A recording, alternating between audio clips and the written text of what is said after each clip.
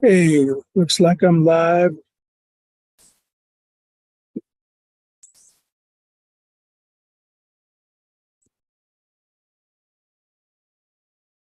Hey, looks like I'm live. Hey, amazing. So I'm live on YouTube. All right. I am live on Facebook. Outstanding. Outstanding. All right, got one more thing. Let's get IG moving and we can get started with our featured event. Just give me a moment. Just give me a moment. Get rolling with our feature event. All right.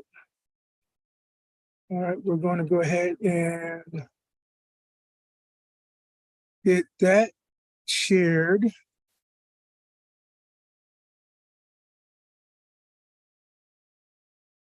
And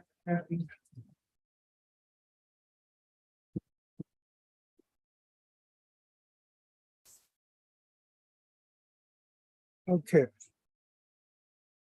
So we are live and direct. Welcome back. Day two, good people. Day two.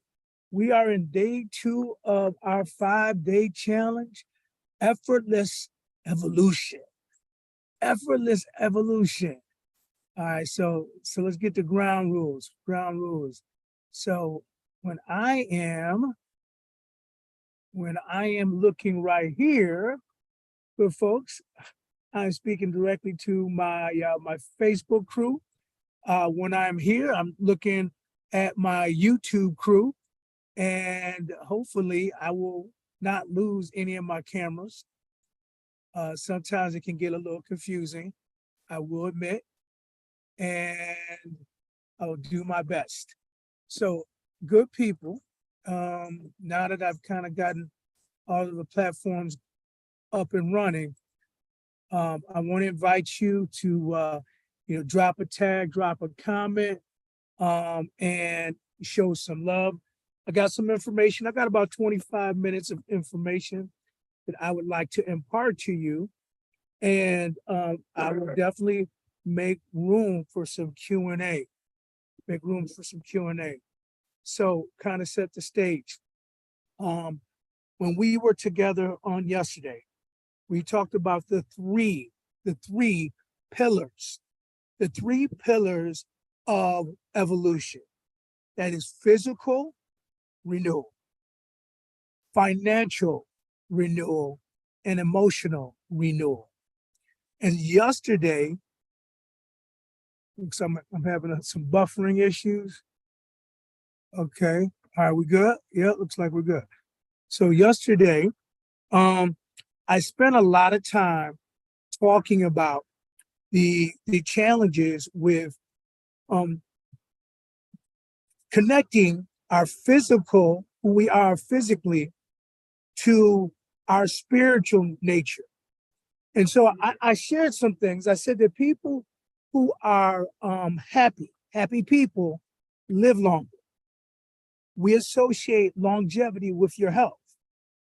Well, what I want to emphasize too is that spiritual people who are connected with source energy, with their creator, who have a prayer life, who meditate, who read the word, they typically are very, very adept at things like gratitude. They're very adept at things like living in contribution. And when you live in contribution and when you have gratitude in your life, you're just naturally a happy person. As a happier person, you create some amazing hormones. Those hormones allow you to reduce stress, and it works to the benefit of your physical well-being. But I'm going to talk more today about physical renewal, because I want to share with you over the next several minutes, one thing that we all must have a good handle on. Now, I'm looking in our Facebook group because I want to give homage to anyone who has completed the homework. So give me a moment. The homework assignment for those who were not aware, the homework assignment was for you to go into the Facebook group and to do a live or upload your assignment. And the assignment was to share what your affirmation was or what your intention was as it relates to your health intention, being healthier. Okay. And let me see if I see one person. I see one person did their assignment. And is there another? Okay. So we have a lot of shy people. A lot of shy people did not do their assignment. And you know what? This is the second day of the live. My hope is that as we know better, we'll do better. Okay. All right. Go ahead and drop a hello in the chat if you're checking us out and what part of the country you're from. So let me start by speaking to physical renewal. Physical renewal starts with the premise that our bodies work best when we're in motion. You know, even to this little break I'm dealing with right now, this has been immobilized for almost 2 weeks, and I've upgraded from a hard cast to an air cast. And so every day I'm doing these exercises with my mobility, because if I use it, if you don't use it, you lose it. And it doesn't matter how old you are or how young you are, you should always be in motion. Our bodies were made to move, and our well-being is the best when we're in motion. So one of the challenges as we get older, one of the challenges as we are no longer in football shape or basic training shape, is we get these jobs for the most part where we're using our minds and we're sitting at a table, and we're not burning off a lot of calories. And what happens is we can develop a very sedimentary type of lifestyle. Okay. And over time, that sedimentary lifestyle can snowball. And as your metabolism slows down, as you have children, as you have more and more responsibility at the job, less free time to get outside and enjoy nature or to go to your local gym, your BMI, your body mass index, skyrockets. And then what happens is, if left to its own, our body will naturally go back to equilibrium. What basically that means is this: if you give your body an opportunity to recover, if you give it enough nutrients, if you give it enough sleep and rest, if you turn off the electrical, and the electronic devices, if you get out in nature, if you surround yourself with things that will increase your energy or your vibration, your body will reset and will recover on its own. But you got to give your body time and space to do that. So I'm going to give you guys a short list of things that you can do in addition to what I teach my students in order to overcome a sedimentary lifestyle. And a sedimentary lifestyle, my friends, is something that more and more of us are facing on a daily basis. And unfortunately, it's getting worse. The U.S. is one of the most obese, overweight countries in the world. In fact, let me give you a quick list. Top 10, top heaviest countries in the world. Let's see what my computer brings back. We're up there. If we're not the heaviest, we're up there. And no surprise. Let me read this to you guys. No surprise.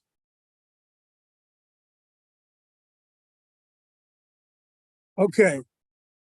All right. So, a couple countries I've never heard of, a couple countries you may have heard of: Kuwait, Samoa, Tonga, Cook Islands, Marshall Islands, and the US is right up there. These are the heaviest countries in terms of overall obesity rates. Okay. And so, what's the obstacles? What is the obstacles? Well, I'm going to talk about the obstacles, and I want to share with you some solutions. All right. And according to my notes,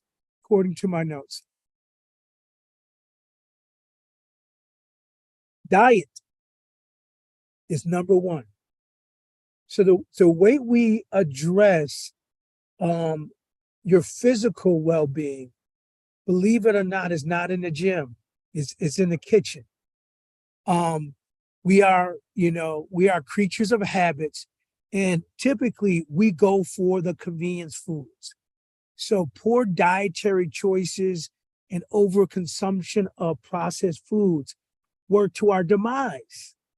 We go for the convenience food, the prepackaged foods, the things that are created and are man-produced. Anything in a wrapper, typically, one of my coaches says, if you want to know what man creates, go through the middle aisles of your grocery store. If you want to see what God and the Lord creates, go to the outer edges of your grocery store. And sure enough, it's interesting. Go to the outer edge. What do you see? You see produce. All right. You see vegetables. You see the dairy section. You see your milks. You see your orange juice. You see your deli and your fresh where your butcher is. And after you finish your circle around, in the middle is where all that refined stuff is. Between the corn and the flour and all of those things that just go to making us age and age ungracefully, that's where you find it. So the battle to longevity is not in the gym. Not in the gym. It begins in the kitchen. All right. Now, when we leave the kitchen, and one of the things I do with my students is, in addition to doing a food diary, so we can get a baseline of what you're eating, we do portion controls. Because once we know what you're eating and we can get a handle on the portion sizes, we can give you a good, clear set of objectives for your weekly, your monthly, and your daily goals. All right, in order to bring down the pounds. All right, so we move from the kitchen, and we want to go to the gym. Okay, now this gym doesn't have to be at a US Fitness or a Valley. This gym could be in your living room, or it can be on your patio. Any place where you can get some physical activity. That gym could be in your local park. That gym could be your riverside canal. Anything where you could offset that sedentary lifestyle. The lack of exercise contribute to BMI. And it also contributes to low energy level or motivation level. Okay, so once we get you out of the house, all right, typically if you're gonna move in nature, okay, we want to do what we want you to actually start doing is getting, depending on where your baseline is, getting you started and looking at incremental growth. So we don't want you to kill yourself on day 1 or day 2 and then have muscle failure for 5 days. Not what we're aiming for. What we want you to do is we want you to work to the threshold of the pain and stop. Don't work through pain, work to pain. I'm going to emphasize, never work through pain, work to pain. And then stop. Maybe your range of motion decreases. Now, those who've been messing with me and following me for a while understand that one of the things that I covet is my obsession with Qigong. Qigong it fits the mode of moving meditation. It's rhythmic. It's rhythmic. It's fluid. It's based on a Chinese and an Asian modality of health recovery. The basis of it is that anytime the body is experiencing pain, is because qi is not allowed to flow freely.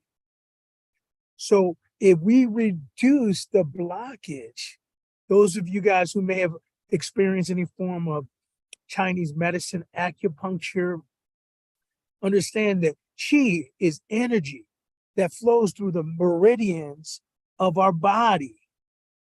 And when there's a blockage, that's where the pain resides. So if you're feeling back pain, there's a blockage somewhere here. If you're feeling hip pain, there's a blockage. There's something that is not allowing the qi to flow naturally. So doing that, you are able to reduce pain. All right, hey, dear Uncle Donald, how you doing? We're talking about Qigong, a joint-free, stress-free way of having your body move without you having the experiences of, needing to take a bunch of aspirin or needing to take one of those icy hot packs. Because what you're going to basically do is you're going to get the lymph system, you're going to get the blood moving, you're going to get all those positive endorphins moving. Even if you're not that guy that's going to lift 300 pounds like you used to at 18. All right, as long as you get that body moving. And the one aspect about Asian medicine, when I got diagnosed with stenosis, they recommended that I have a fusion of my back that would help mitigate some of the pain I was having. I was having terrible pain shooting up and down my buttocks and my hips. And so, of course, I'm going to seek out people who are in this space. My best friend's a medical doctor. He runs a pain clinic down in New Orleans. And his advice to me was this: bro, I love you like a brother. Half of my clients that seek me out for relief for their pain have had some sort of back operation. Now what's crazy is Uncle Donald, I know you know this intimately from Auntie. She's had a number of back surgeries, as many people in our family.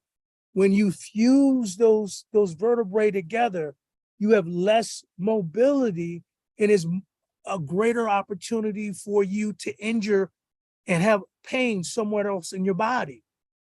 And that was the advice that my best friend gave me. So what he told me is, son, don't get the surgery. Start this Eastern form of moving meditation, which was Qigong.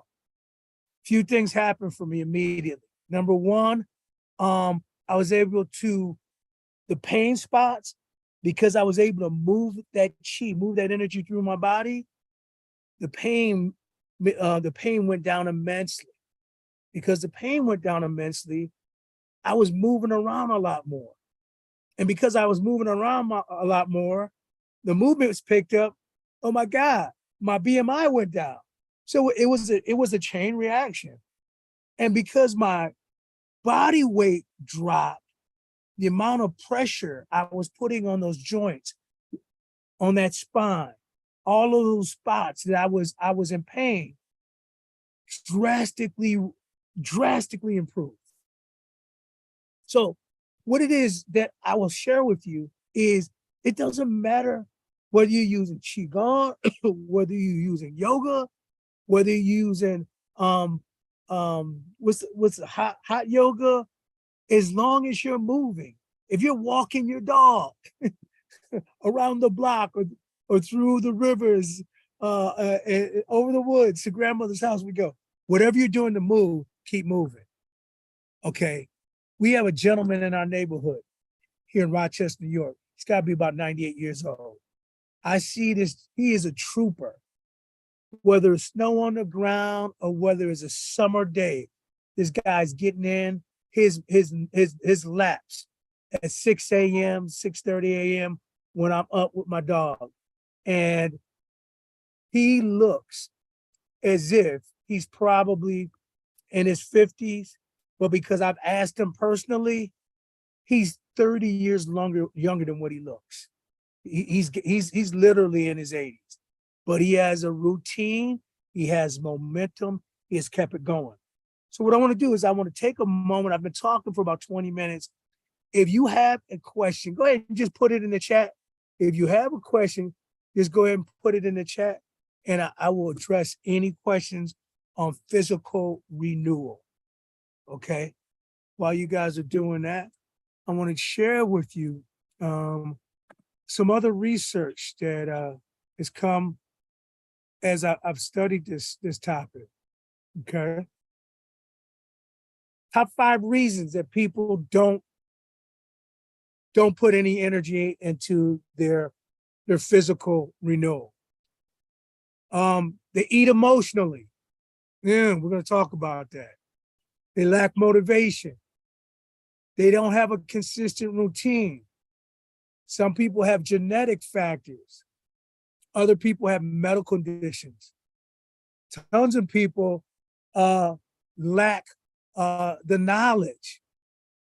We have some people with social pressures, and we have other people who just get frustrated when they hit plateaus.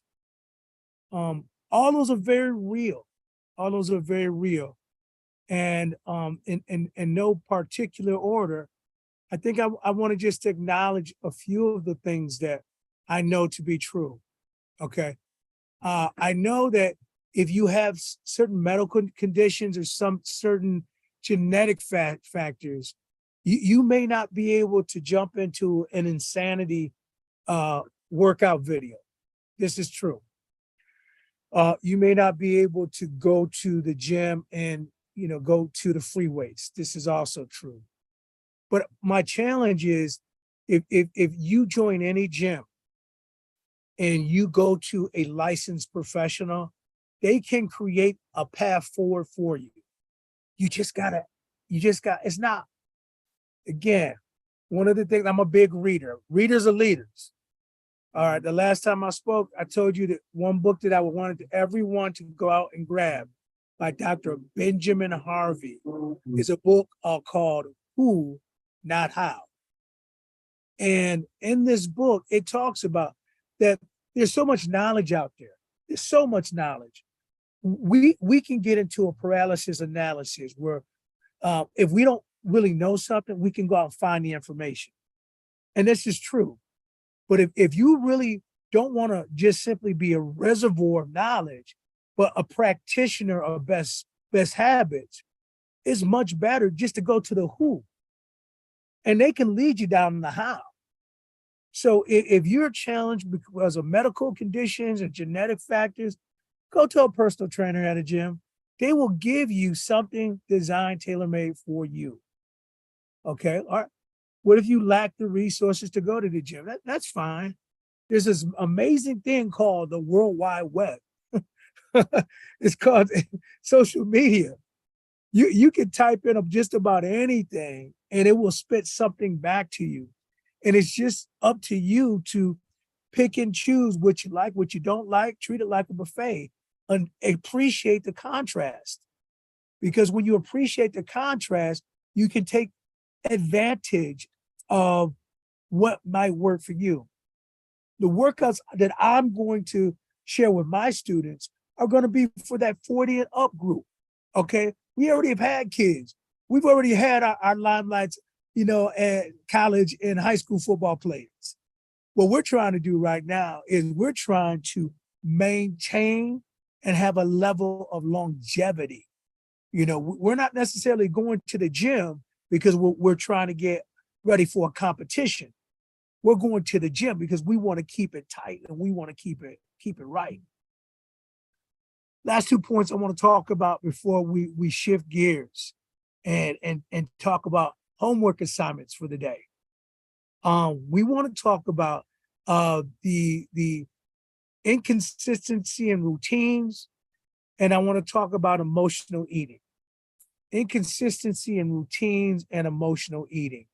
I think that's a fair thing, and I think that's something that many of us may be challenged with. So let's go there. Emotional eating can happen to everyone and anyone. And the shift that we have to make is this. When we're eating emotionally, it's because we're using food as a way of coping with some sort of stress. Okay. Stress is the enemy. What we have to be able to do is it's impossible to live in a situation, in a world where you don't have pressure. It's impossible to live in a situation where you don't have demands. But what is possible is how we perceive those demands, how we perceive those pressures. And I was just talking about a book called Who and Not How. There's another book called The Gap and the Gain.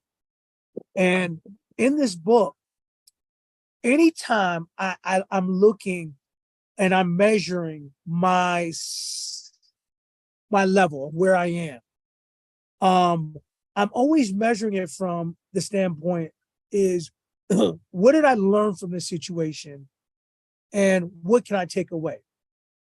So we're all going to experience certain stressors that's going to make us feel, was this a good investment of my energy? Was this good investment of my time? And if the answer to those things are no, it can take us to a very low emotional state. But if we reframe the question, instead of asking, was this a good investment of time or money or energy? If we reframe the question by asking this, what did I learn? How am I further ahead?